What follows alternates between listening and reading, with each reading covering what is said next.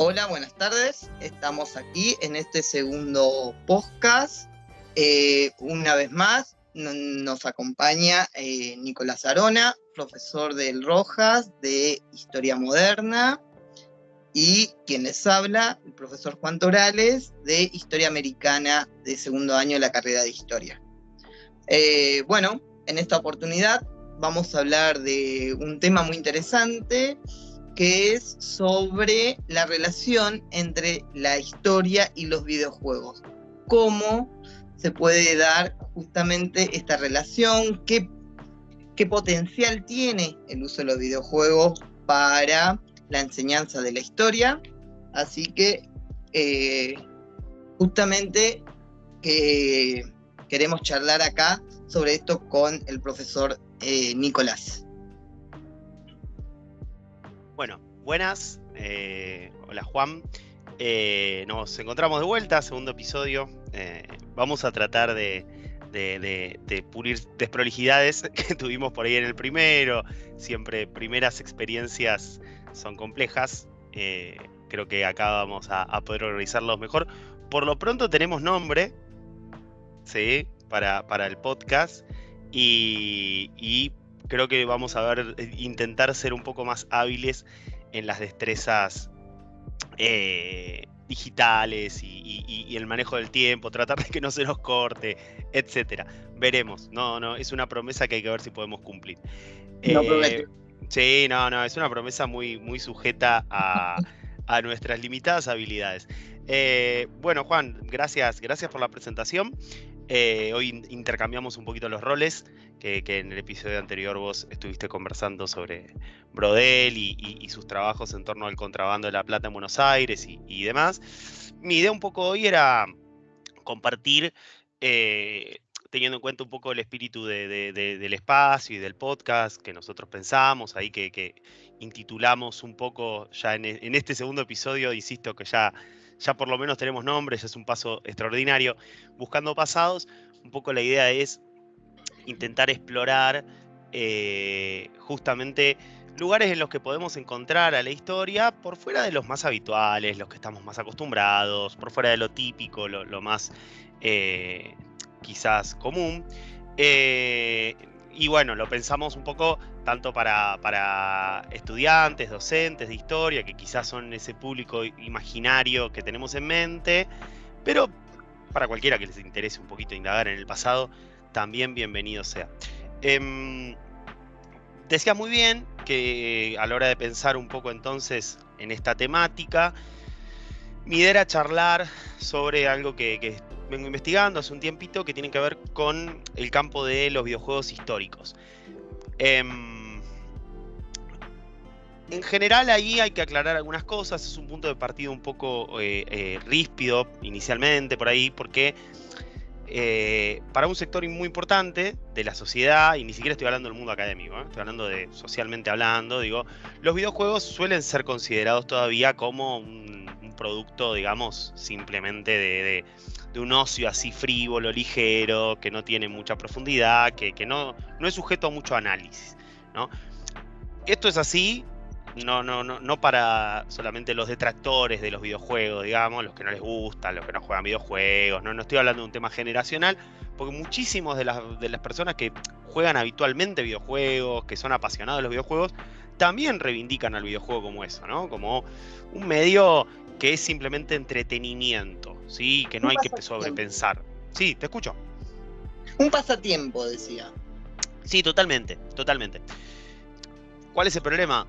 Que los videojuegos, digo, no hacen falta más que chusmear las últimas estadísticas, digo, los últimos números, son hoy uno de los productos culturales de mayor alcance que existen en todo el mundo, ¿sí?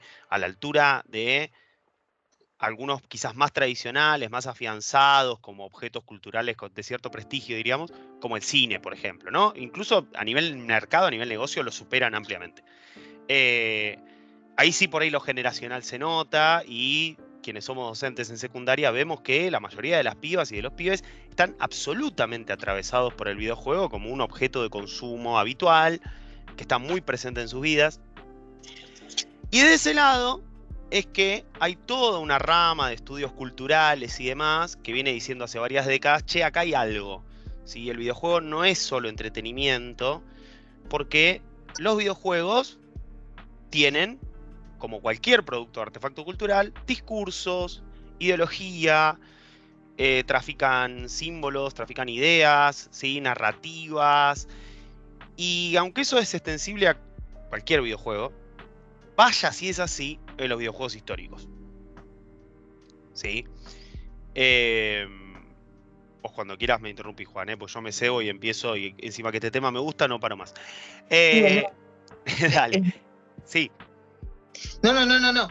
Es muy interesante justamente el planteo. Es algo que la mayoría de los docentes y la academia en general no ha tenido en cuenta, salvo algunos pocos realmente interesados, y creo que ahí algo que para mí a mí me llamó la atención y que estaría bueno también si se puede llegar a explicar es cómo llegás a este problema, cómo llegás a este objeto de estudio. Buenísimo, buena pregunta, sobre todo pensando que por ahí del otro lado, como decíamos, tenemos estudiantes o profes de historia que dicen, che, pero ¿qué se puede escribir sobre esto, investigar sobre esto? Bueno, está muy bueno lo que planteas.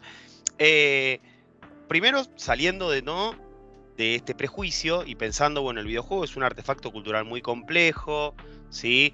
Que es un objeto de análisis en sí mismo, siempre un análisis, como todo análisis, ¿no? Problematizador, ¿sí? No es que uno viene acá a hacer una elegía de los videojuegos, sino, bueno, vamos a ver qué está pasando ahí de una manera más crítica.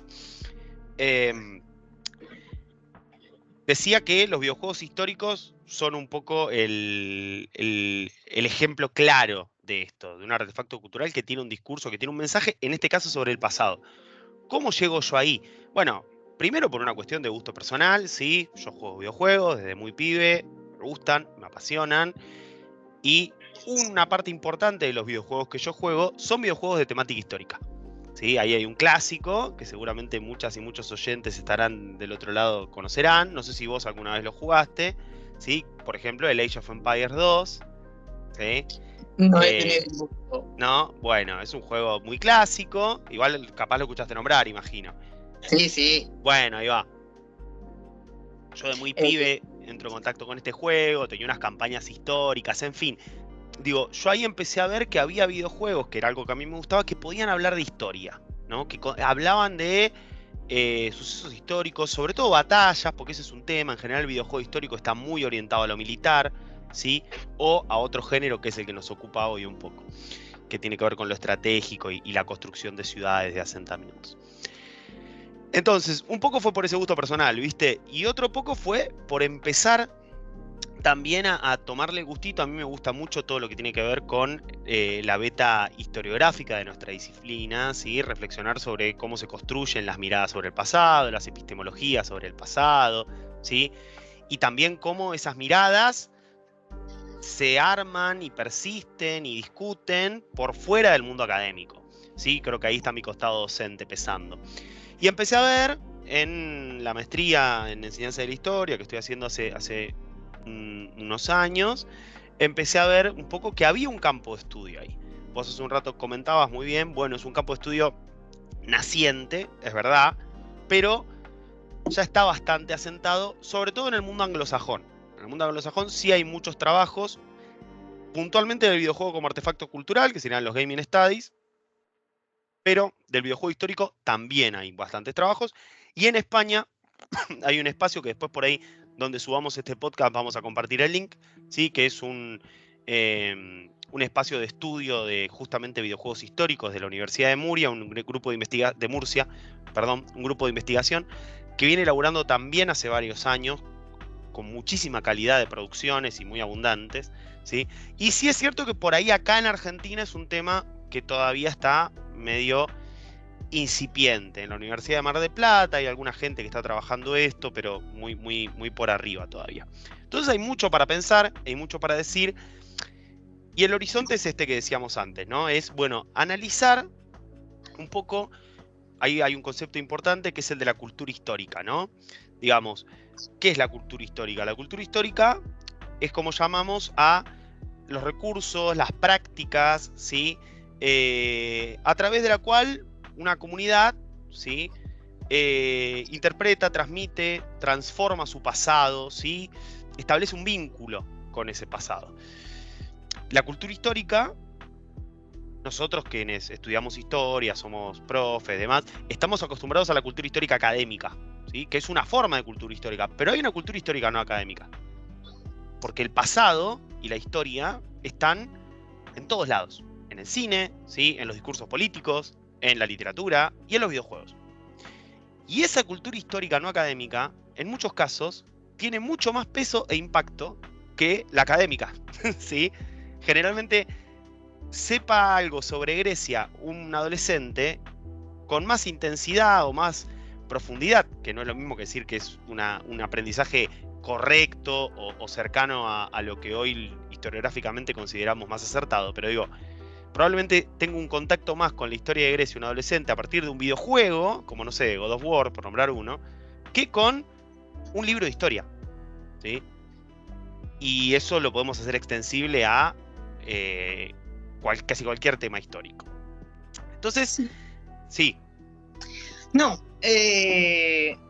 la verdad es que es muy interesante el planteo. Me quedó algo tal vez para preguntarte. Vos estabas hablando sobre que vos venías haciendo esta investigación para la maestría justamente. Claro. Que, o sea, dentro del campo académico justamente. Sí. Y como decías en la presentación, muchas veces desde el campo académico hay ciertos prejuicios sobre los videojuegos y sobre estos artefactos culturales, como lo habías bien conceptualizado. Lo que yo te pregunto, teniendo en cuenta esto, es lo siguiente: ¿cómo de alguna forma lograste o logran o se logra llevar a una conciliación entre estos dos campos que parecen antagónicos en algunos sentidos, por lo menos para la mayoría de los que están dentro del campo académico? Porque algo interesante lo que planteabas vos justamente es, bueno, mirar a estos videojuegos no desde la óptica solamente de el saber académico, que por lo general es bastante crítico, sino que tratar de comprender cómo esto lleva a, o puede llegar a producir conocimiento sobre el pasado. Bien, buenísima la pregunta. Es más, me dejaste picando un debate, ¿sí?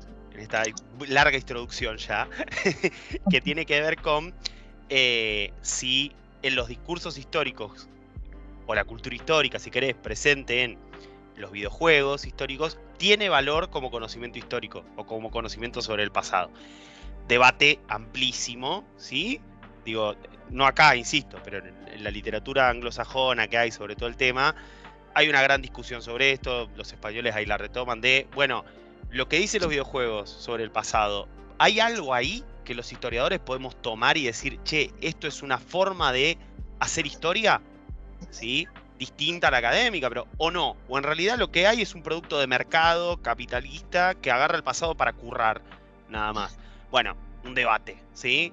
Que es muy, muy complejo y no se excede.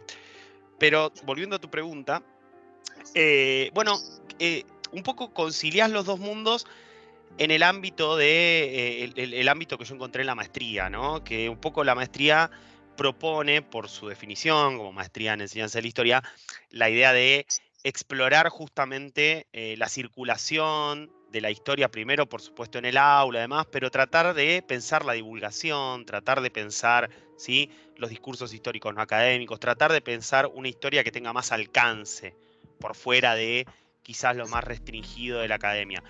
En ese marco, que es como un marco que alienta, si querés, entre comillas, estas originalidades, ¿sí?, por no decir cosas medias locas, de explorar la historia en otros soportes, uno puede unir un poco las dos vueltas, ¿sí? De hecho, cuando yo propuse esto en la maestría, en general hubo buena recepción, porque, de nuevo, es un ámbito en el que intentás salir de ese corset un poco, que quizás en otros ámbitos de formación, la investigación histórica pasa por, bueno, lo que todos conocemos, ¿no? La fuente, ir ahí, el archivo, que por supuesto está espectacular, es maravilloso, pero salirse de eso ya es, viste, entrar en el terreno desconocido.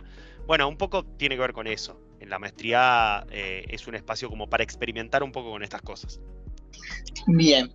Y así a grandes rasgos y teniendo en cuenta, bueno,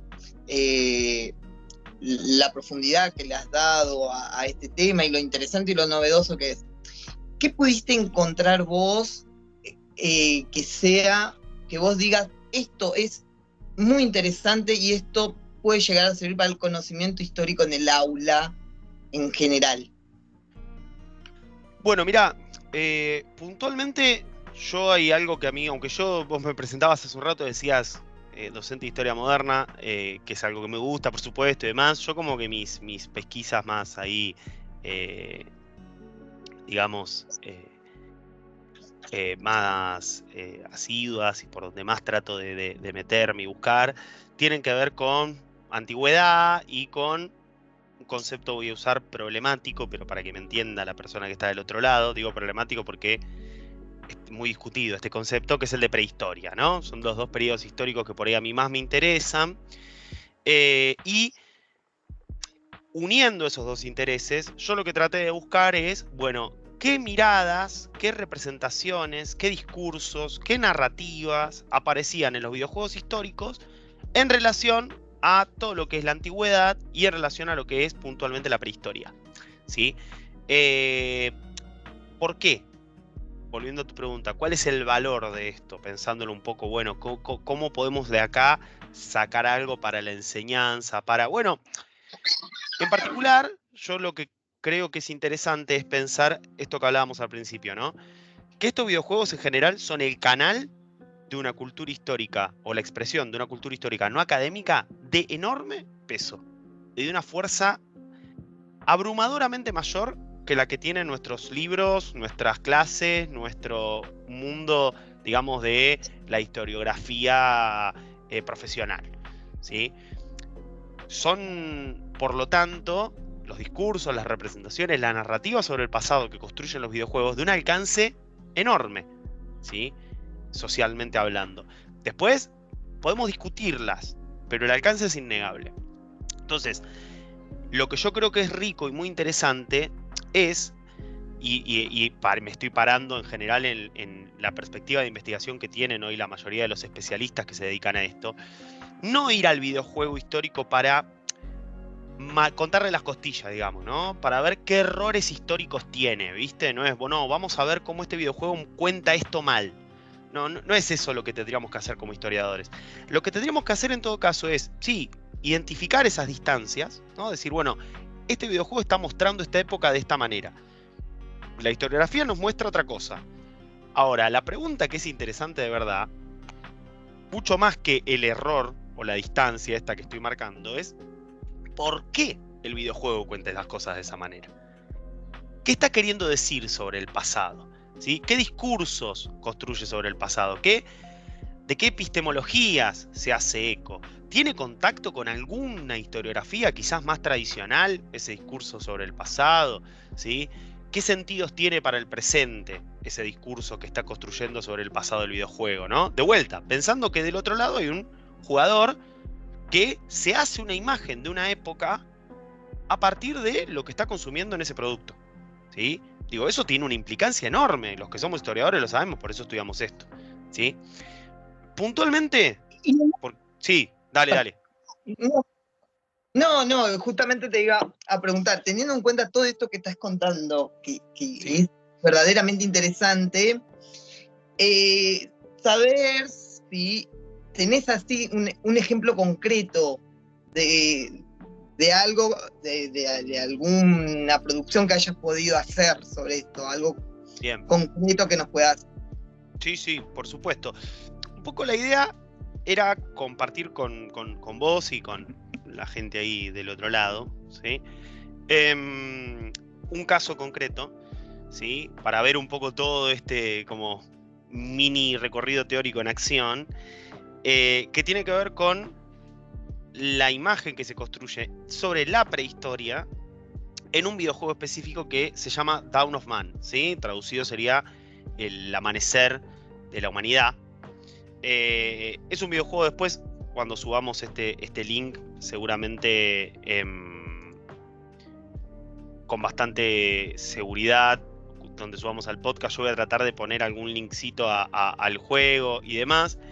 Dawn of Man es un juego bastante reciente, es del 2019, ¿sí? Lo pueden encontrar en una plataforma, los que sean por ahí más habitués del mundo de los videojuegos, la van a conocer, que se llama Steam, que es una plataforma digital de venta, pero también para jugar, básicamente, de videojuegos. Bueno, ahí lo pueden encontrar. También Mandruga Games, que es el diseñador del juego, el estudio que lo diseñó, tiene su sitio y demás. Digo, es un caso muy interesante de análisis porque es uno de los pocos videojuegos ambientados en la prehistoria, ¿no? ¿Por qué me interesaba a mí la prehistoria? Bueno, yo tengo un interés particular por ese periodo histórico, porque es un periodo histórico muy complejo y que siempre fue muy problemático para la historiografía y para la sociedad en general, digamos, ¿no? Digo, vos sabés bien que la prehistoria como categoría histórica, como periodo histórico, se inventa en el siglo XIX, ¿sí? Digo, es una invención muy reciente porque hasta el siglo XIX lo que dominaba en el mundo occidental un poco sobre la visión del pasado más remoto era el pasado bíblico, sobre todo, ¿sí? Y un pasado bíblico en el que la Tierra, digo, tomando ahí el caso muy famoso, que es la datación que hace James Ussher, que es un arzobispo irlandés, en el siglo XVII, que la Tierra tenía 6.000 años, ¿no? Entonces, en ese marco, cuando en el XIX aparecen con los primeros descubrimientos arqueológicos, ya que son tomados con cierto rigor científico de restos humanos, ¿sí? Mucho más remotos, paleolíticos, ¿sí? Y también con Darwin ahí de la mano, pensando la teoría de la evolución de las especies y demás. Digo, en ese marco aparece de repente, se abre este mundo nuevo que es pensar una historia del mundo primero y de la humanidad después mucho más amplia. Eso fue un problema. La cronología se extendió brutalmente en el tiempo, ¿sí? Hoy sabemos que nuestros ancestros más remotos, los homínidos más antiguos, tienen millones de años, ¿sí? En ese contexto, bueno, lo que se resolvió más o menos era integrar toda esa humanidad brutalmente inmensa como prehistoria, ¿sí? Digo, ya la propia definición del término te dice que es algo que pasa antes que la historia, algo de menor valor. Eso generó que siempre este periodo histórico tan amplio, ¿no? Que abarca, es el periodo más amplio de la historia de la humanidad. Digo, estamos hablando de millones de años, ¿sí? La mayor parte comprendida en el Paleolítico, ¿sí? Después, dependiendo de los autores, vos tenés o Neolítico o Mesolítico en el medio, Neolítico después, digo. Independientemente de eso, un periodo amplísimo de la historia humana, muy complejo, con inmensas transformaciones de una importancia radical, pero que para la historiografía generalmente no tiene el peso que otros periodos históricos, ¿sí? De vuelta, ya desde la definición. Eso se traslada...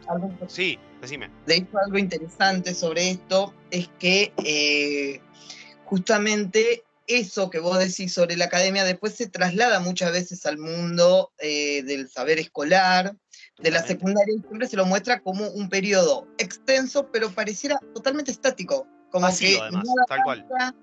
Que es totalmente igual en todos los periodos. Exacto. A veces suele pasar también con la Edad Media y el feudalismo, que parecieran periodos estáticos, donde nada pasa, donde nada cambia, y en realidad justamente el problema ahí es que falta, lo que vos decías antes, problematizar un poco también esos periodos. Totalmente. Tanto es así que eso no está solo en la escuela. De hecho, yo ahora estuve trabajando en una de las últimas cosas que hice fue ver los contactos entre los discursos escolares sobre la prehistoria y los videojuegos. Porque el peso de esta mirada sobre este periodo histórico, ¿no? Que acá, para hacer una convención rápida, llamamos prehistoria, fue tan fuerte, ¿sí? Esta mirada que se construyó en el siglo XIX, fue tan fuerte, que hoy en día es la que sigue existiendo socialmente, por fuera de la escuela también. Y esto es lo que lleva un poco a que, por ejemplo, haya muy pocos videojuegos ambientados en la prehistoria. por ejemplo, películas también, a los que les gusta el cine histórico, contarán una, dos, compararlas con las películas sobre la Segunda Guerra Mundial, ¿sí? O sobre Roma, ¿sí? Digo, ahí vos te das cuenta que son periodos históricos que están muy marginados, ¿sí? Pero yo acá encontré un juego, volviendo al caso, donde la prehistoria era la protagonista. Si bien el juego se extiende un poquito más en el tiempo, ¿sí? El gran eje del juego es la prehistoria, ¿no? Entonces yo lo que dije, bueno, vamos a analizar cómo este videojuego cuenta la prehistoria. A ver qué hay acá, ¿sí? Bueno, uno va jugando el juego, lo va explorando y demás, y se pueden encontrar cosas muy interesantes para ver esto que hablábamos al principio, ¿no? De cómo los videojuegos históricos como artefactos culturales tienen discursos sobre el pasado que dicen muchísimo y tienen un gran peso, implican un montón de cosas, ¿sí? Para arrancar, ordenamos un poco. Para esto les va a servir a los que no quizás estén mucho en el mundo de los videojuegos. Dawn of Man es un tipo de videojuego de estrategia, ¿sí? ¿Qué es un videojuego de estrategia? Un videojuego de estrategia es un videojuego que se centra en tomar decisiones justamente estratégicas de gestión de o de un ejército, o una ciudad, o una población, ¿sí? Donde generalmente uno controla no a un solo personaje, digamos, ¿no? Sino a un grupo humano, ¿sí? En este caso, Dawn of Man es un tipo de juego de estrategia dentro de un subgénero que se suele llamar City Builders, ¿sí? Los City Builders son, o en traducido sería un juego de gestión de asentamiento. Son juegos que tratan de gestionar, valga la redundancia, un poblado, una ciudad, un grupo de personas y hacerlo crecer, ¿sí? Un ejemplo muy clásico del género, de vuelta, si hay ahí algún jugador lo conocerá, son los SimCity, por ejemplo, ¿sí? Son un juego muy típico de este género. La particularidad de Dawn of Man es que es un city builder ambientado sobre todo, insisto, en la prehistoria, ¿no? Entonces, cuando uno arranca el juego lo que propone, ya desde el punto de partida, hay un seteo, ¿sí? Ese seteo del escenario inicial que propone el juego es un poblado ubicado en el Paleolítico, ¿sí? Hace unos 12.000 años atrás, en Europa. Ahí ya tenemos un elemento interesante, ¿sí? ¿Cuál es ese elemento interesante? Bueno, básicamente que en general los discursos y las representaciones de la prehistoria, ¿sí?, suelen ubicarse en Europa. La prehistoria es europea, ¿sí? No se piensa mucho en sociedades prehistóricas en otras partes del mundo, ¿sí? Digo, es interesante pensar cómo el eurocentrismo en general las historias del mundo que tenemos construidas se traslada incluso a esos momentos históricos donde no hay nada parecido a una nación, a Europa, nada, ¿sí? Pero incluso así, Europa generalmente sigue siendo el teatro de estas historias, ¿sí? Busquen otros videojuegos históricos, ¿sí? Como Far Cry Primal, por ejemplo, uno de los pocos que está ambientado en la prehistoria también, y también es en Europa el escenario, ¿sí? Hay películas ambientadas en la prehistoria, también ocurren en Europa, si se plantea un lugar, ¿no? Digo, un primer dato, ¿no? El lugar que ocupa la prehistoria en el juego, ya por el título, es el de inicio de la historia humana, ¿no? El punto de partida, Dawn of Man, el amanecer de la humanidad. Y ese es en general el rol que ocupa la prehistoria en todos los videojuegos históricos. En general, los videojuegos históricos de estrategia son juegos que uno de los grandes teóricos del género, de los estudios sobre videojuegos históricos, que se llama Alan Chapman, él los ubica dentro de una categoría que se llaman simulaciones conceptuales, ¿sí? ¿Qué es una simulación conceptual? Es un videojuego en el que el vínculo con el pasado y los discursos sobre el pasado no pasan tanto por mostrarte algo realista, por tratar de ser realista, ¿sí? Como por ejemplo un juego como quizás alguien también los haya escuchado, los Call of Duty, los Medal of Honor, ¿sí? Que son videojuegos de acción ambientados en la Segunda Guerra Mundial, donde la historia en teoría a vos te llega por el realismo, por estar viendo lo que ve el soldado, estar viendo el campo de batalla, ¿no? Cómo se recrean las armas, los sonidos. Bueno, en las simulaciones conceptuales, dice Chapman, la recreación del pasado tiene que ver con justamente conceptos, ¿sí? Con transmitir a través de las mecánicas del juego ideas sobre la historia, ¿sí? En este caso, ¿cuál es la idea que ya de partida el juego nos presenta? Que la historia de la humanidad tiene un punto de partida, que es la prehistoria, ¿sí? Y que a partir de la prehistoria nosotros vamos avanzando en una serie de etapas evolutivas, progresivas, ¿sí? Y positivas, ¿sí? Hacia estadios más avanzados y mejores que la prehistoria, ¿sí?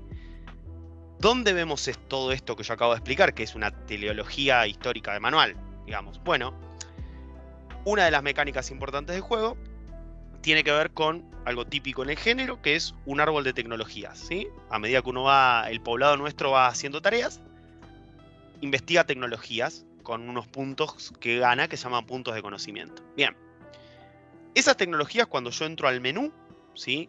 Chapman dice que en las simulaciones conceptuales los discursos sobre el pasado se suelen dar a través de eso, de menús, de mecánicas, ¿no? De cómo se organiza la información y el juego. Bueno, yo entro al menú que me muestra este árbol de tecnologías y está dividido en etapas históricas, ¿sí? Bien, ¿cuáles son esas etapas históricas? Que serían los niveles, si querés pensarlo de manera más tradicional de juego. Una periodización clásica, ¿sí? De la historiografía tradicional, si querés, ¿no? Tenés paleolítico, tenés mesolítico, tenés neolítico, tenés edad del cobre, ¿sí? Bronce, hierro, ¿sí? Nosotros arrancamos en el paleolítico. Y el juego, en esa mecánica, ya nos está planteando que a medida que juguemos vamos a ir avanzando hacia adelante, ¿sí? Ahora bien, ¿por qué yo estoy insistiendo en este punto? Porque yo estoy diciendo acá hay algo importantísimo. Porque básicamente la idea sobre el pasado que está transmitiendo Dawn of Man, con una simple mecánica como esa que acabo de describir, y que millones de jugadores en todo el mundo están experimentando, es, primero, que el pasado es una línea hacia adelante, ¿sí? Progresiva, ¿sí? Que en ese pasado, que es una línea hacia adelante progresiva, un camino, una teleología, ¿sí? Hay un punto de partida inferior, que es la prehistoria, y el paleolítico sobre todo, que el juego deja en claro a partir de secuencias y palabras que aparecen en las distintas misiones que nos va dando, además, que es una etapa difícil, ardua, primitiva, peligrosa, precaria, ¿sí? Humilde, ¿no? Digo, el setting un poco es ese, y la idea es que nosotros vamos saliendo de esa etapa y avanzando hacia etapas superiores, mejores, más complejas y sobre todo más beneficiosas para esa población, siguiendo una especie de mandato que el juego, digamos, regula a través de las mecánicas, de los objetivos que nos propone, pero que pareciera que es la historia expresándose, ¿sí? Y es más, no solo ese árbol de tecnología, fíjate vos cómo nos implica esa teleología que acabo de decir, sino que hay otro dato interesante ahí. La prehistoria y el modo de vida cazador-recolector paleolítico, ya dijimos, es visto como un punto de partida que hay que abandonar porque es inferior a los demás modos de vida que en el juego se muestran como avances, nuevos niveles, sino que además nunca se puede volver atrás, ¿sí? Ese es un dato fundamental también, ¿no?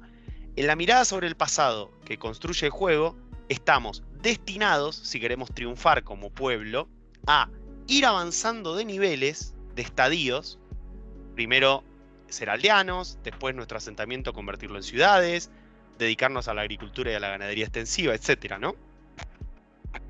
Y nunca podemos retroceder. Una vez que abandonamos la forma de vida cazadora-recolectora y demás, eso queda atrás, ¿sí? Ya está, porque es justamente un estadio inferior. Bueno, no sé si queda claro, Juan, pero fíjate vos cómo en una simple mecánica del videojuego, como es este árbol de tecnologías que vertebra un poco todo el progreso, te están dando un discurso sobre la historia y sobre el pasado brutal. ¿Me entendés? Digo, básicamente están Sí, transmitiendo al jugador algo que en historia aprendimos a poner en duda hace mucho tiempo, que son las concepciones teleológicas, ¿sí? sí, no, justamente te escuchaba y eso era una de las cosas que me llamaba más la atención, justamente.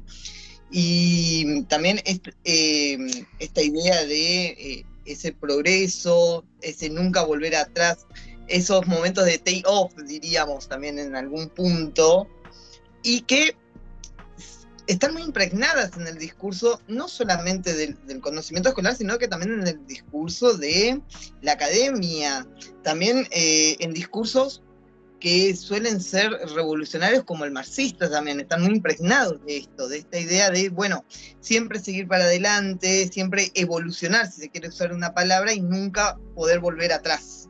Bueno, por eso está en el videojuego. Digo, ese es mi punto de vista, ¿no? Es una discusión compleja, pero yo creo que los videojuegos expresan muchas veces representaciones sobre el pasado que están circulando en otros ámbitos de gran alcance, ¿sí? Y el videojuego los toma, los recupera, ¿sí? En general, esto tiene que ver con un concepto que lo digo muy brevemente porque es brillante, de un historiador que se llama Venegas Ramos, que se llama retrolugar, ¿sí? Tiene que ver con la idea de que los videojuegos, la imagen que construyen sobre el pasado, dice Venegas Ramos que son retrolugares. ¿Qué es un retrolugar? Bueno, es justamente un espacio imaginado, ¿sí? Donde habría un pasado determinado, con unas características determinadas, una arquitectura, una forma de vestir, una forma de comportarse. Y ese escenario, si querés, ese pasadito como de, por decirlo de alguna manera, de postal, ¿sí? Que es el que uno encuentra, por ejemplo, en un videojuego como Dawn of Man, no responde tanto a investigaciones de historiadores, sino que responde más a las representaciones sobre ese periodo histórico que circulan mucho en la cultura de masas y en otros productos culturales y pegaron mucho, ¿sí? Entonces, lo que muchas veces hacen los videojuegos es, para que el jugador sienta que está viendo un pasado que le es familiar y consuma el videojuego, porque el objetivo siempre son productos, ¿no?, que quieren vender. La idea es contarte el mismo pasado que vos viste en una película, ¿no?, que viste sobre ese tema, ¿no?, para que te suene familiar o que transmita una idea, como vos acabas de decir muy bien, que vos ya tenés sobre el pasado, ¿no? Que es que el pasado es una escalerita en la que uno va progresando en ese camino hacia la civilización, hacia etcétera. Y te sumo una cosa más. Ahí hay un problema sobre todo que tiene que ver con la particularidad de la prehistoria. Digo, todos los estudios más recientes sobre el tema indican cómo las sociedades cazadoras recolectoras, ¿sí?, del Paleolítico Superior, no llevaron a cabo una transición masiva hacia los asentamientos permanentes, la agricultura sedentaria, digo, ese esquema que uno tenía, ¿no?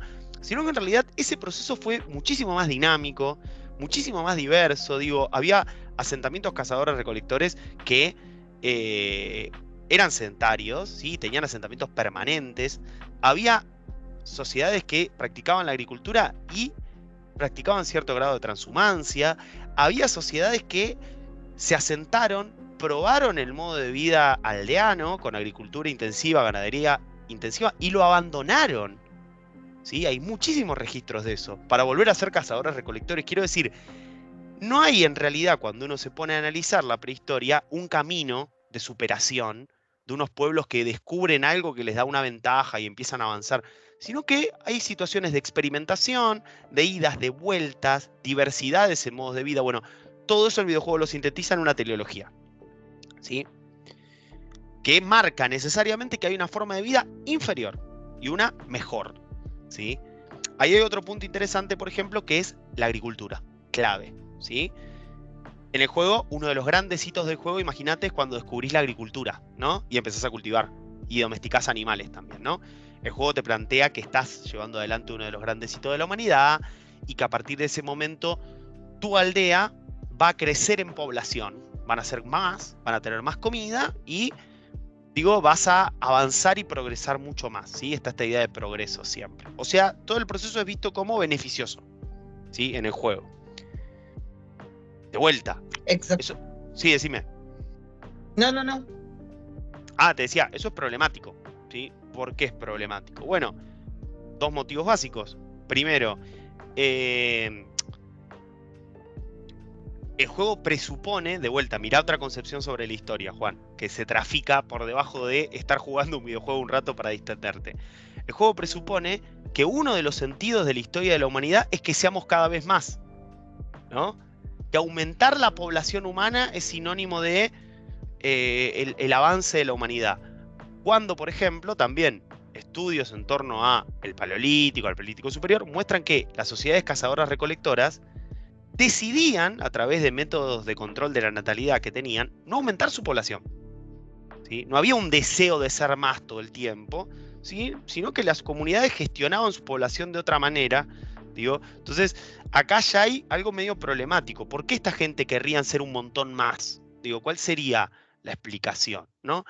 El segundo motivo que se trafica también ahí, la idea de que la agricultura y la ganadería intensivas son un avance beneficioso, ¿sí?, para la humanidad sin ningún tipo de discusión.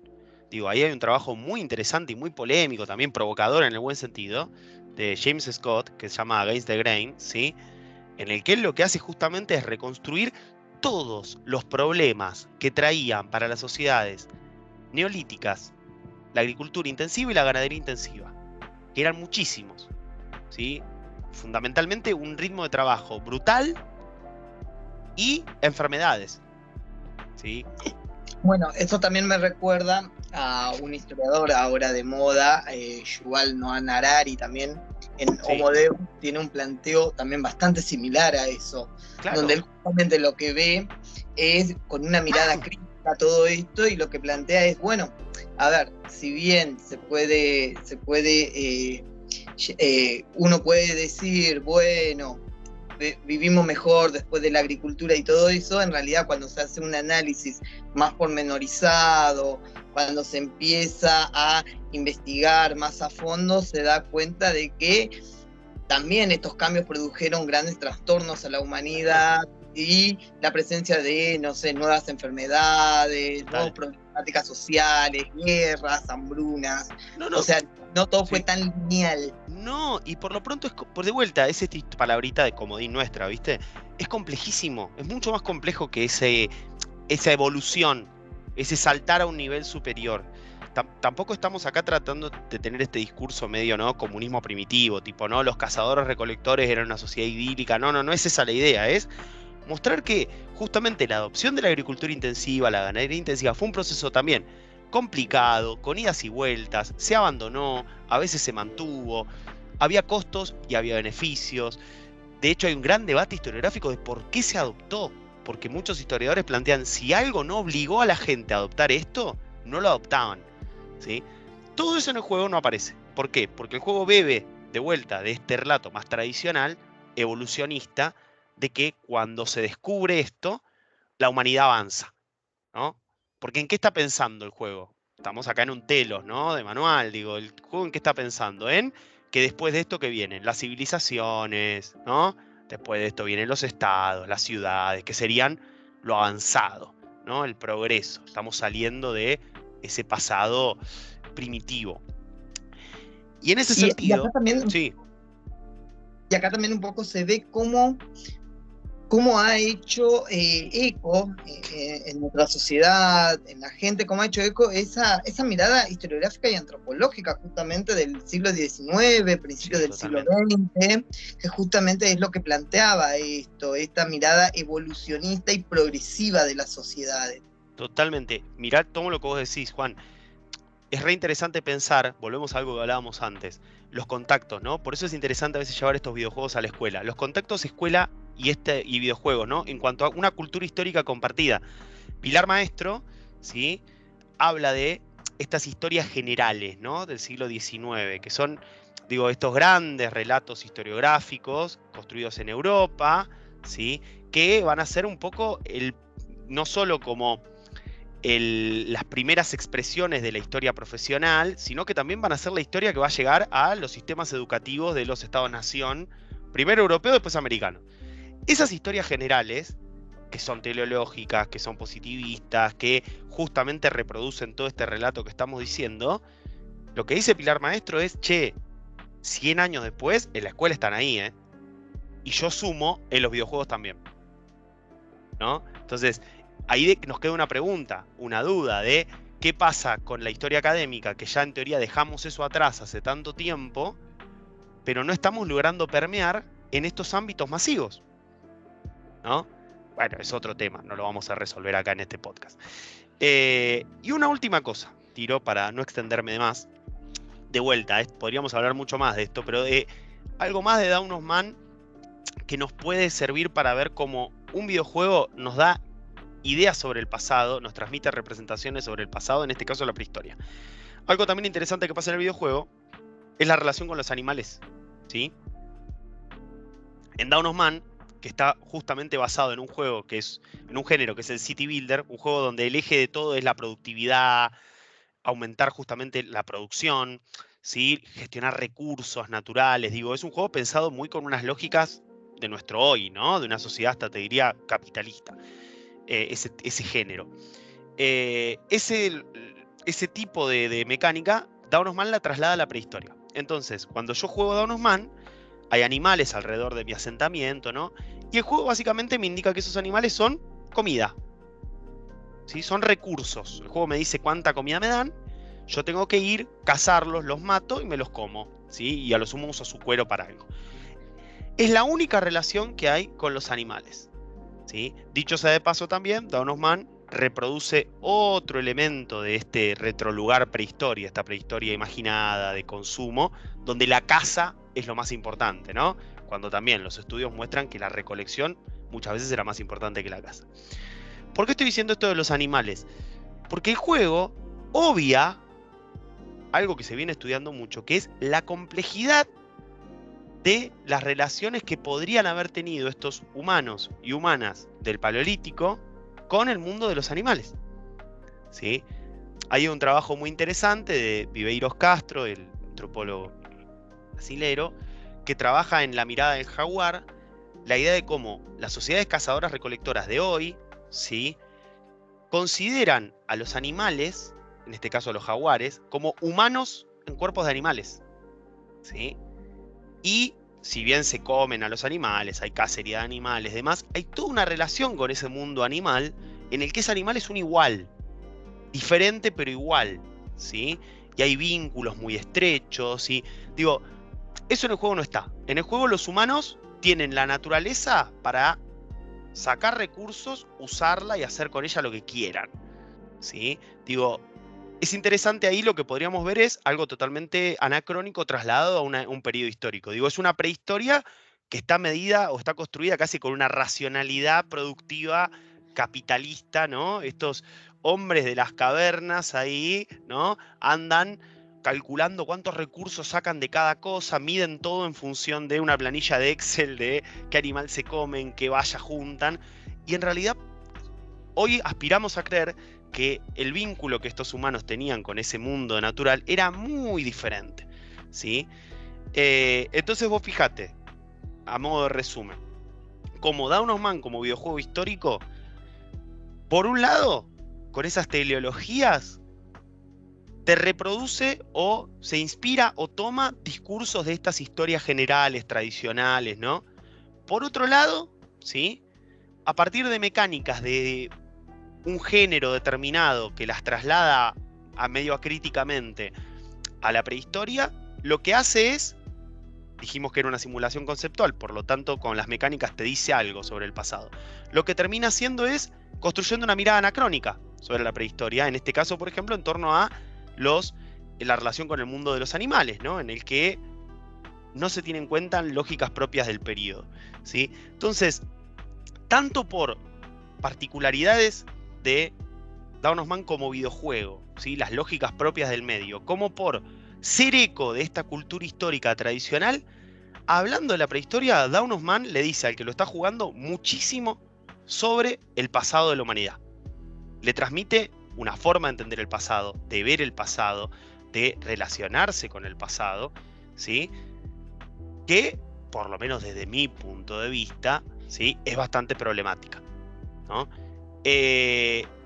Nada, vaya, creo yo, acá reivindico, planto bandera en lo que a mí me interesa, ¿no? Por ahí alguien está del otro lado escuchando y dice tamaña pavada esto, pero vaya, creo yo, que hay algo ahí para, como mínimo, por ejemplo, llevar a las aulas, ¿sí? Nada, creo que es algo interesante. No, que de hecho es bastante interesante y nos estás abriendo un mundo. Yo personalmente toco muy de oído esta temática, y la verdad es que al escucharte y a leer un poco las cosas que vos fuiste produciendo, me llevó a interesarme mucho más en esto y justamente a pensar en estas relaciones problematizadoras, como vos decís, y a replantearme, bueno, qué función o qué importancia pueden llegar a tener estos artefactos como los videojuegos, cosa que muchas veces los docentes en las aulas y todo eso no nos preguntamos, y que parece ser una ventana súper interesante y súper enriquecedora para la formación de los estudiantes y para lograr el conocimiento histórico, justamente, que es lo que queremos. Totalmente. No, y aparte además hay algo, quienes somos docentes lo sabemos. Yo acá acabo de hablar más de la cuestión, si querés, un enfoque disciplinar o de análisis disciplinar o metahistórico sobre el videojuego, pero hay algo que tiene que ver con la práctica docente, que es, si vos traes el videojuego al aula, automáticamente, lo sabemos quienes somos docentes, cuando uno lleva al aula algo que es parte de la cultura de esos jóvenes, y hay un interés, un reconocimiento, ¿no?, que se genera. Pero me parece interesante por eso esta propuesta que tienen muchos historiadores, ¿no? Porque no es llevamos el videojuego histórico al aula para que los chicos se entretengan un rato, o a lo sumo como un recurso, ¿no? Para que vean, jueguen un ratito esta época, que vean algo y que sirva como para ilustrar la clase. No, vamos a llevarlos para problematizarlos. Vamos a discutir sobre la historia a partir del videojuego, ¿viste? Bueno, eso yo creo que tiene un enorme potencial, está buenísimo, ¿sí? Incluso hay videojuegos históricos que son de celular.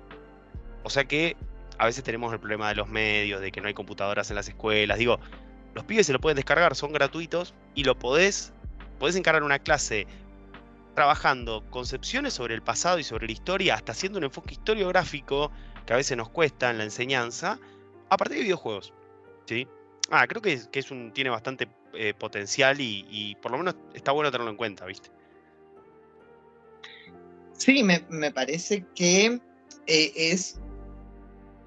no solamente es novedoso, sino, como vos decís, tiene un potencial increíble. Me parece que a veces también falta animarnos un poco a variar ciertas estrategias, pero ya que estamos en esto, me parece que debe ser interesante para un docente, tanto en formación como ya en ejercicio, tratar de mirar un poco de qué se trata esto, y me parece que puede llevarse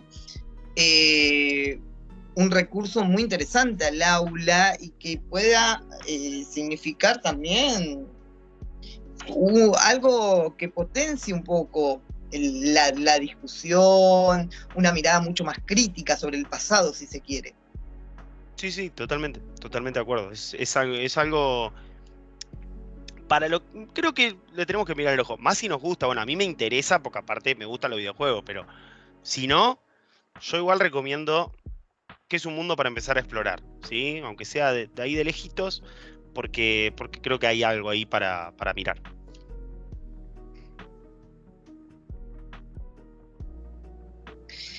Bien, no sé si querías decir algo más sobre el No, tema. Juan, me parece que estamos. Creo que ya, si el que está del otro lado no le interesan los videojuegos, ya lo aburrimos suficiente. Y si le interesan, espero que ya esté yendo a buscar ahí alguno para empezar a explorar. Así que me parece que misión cumplida. Sí, no, me parece que pudiste, por lo menos a una persona como yo que tiene poca cultura de videojuegos, me abriste mucho el interés sobre esto y tratar de conocer. Me parece que en ese sentido hemos logrado con este podcast. Bueno, no sé si Podemos irnos despidiendo, si te parece. Yo soy muy malo para los cierres. Bueno, vamos. El podcast anterior. No, pero escúchame, ya ha habido, seguramente quien está del otro lado se ha dado cuenta, esto ha sido un avance fenomenal. No se cortó en mitad de una conversación. Ya hemos tenido un logro extraordinario, Juan. Así que no podemos estar menos que orgullosos. Así como planteamos un nuevo recurso novedoso, un nuevo recurso problematizador, nosotros también nos estamos abriendo a nuevos recursos. Exactamente. Estamos evolucionando. Exactamente, estamos grandes para esto, pero bueno, vamos a ver qué sale. Bueno, Bueno, me parece entonces, que nos podemos ir despidiendo. entonces será hasta la próxima. Les mandamos un saludo a todos y bueno, esperamos que les haya gustado y esperamos también sus comentarios y todo eso. Para Genial. Nosotros es muy interesante tratar de saber un poco qué opinan sobre este trabajo que estamos haciendo. Dale, yo también voy a ver después cuando subamos esto, en el soporte en que lo subamos, dejar algún linkcito también para este juego en particular, Dawn of Man, pero algunos otros espacios que pueden ir explorando si a alguien le interesa el tema. Así que bueno, Juan, un placer como siempre. Igualmente. Adiós.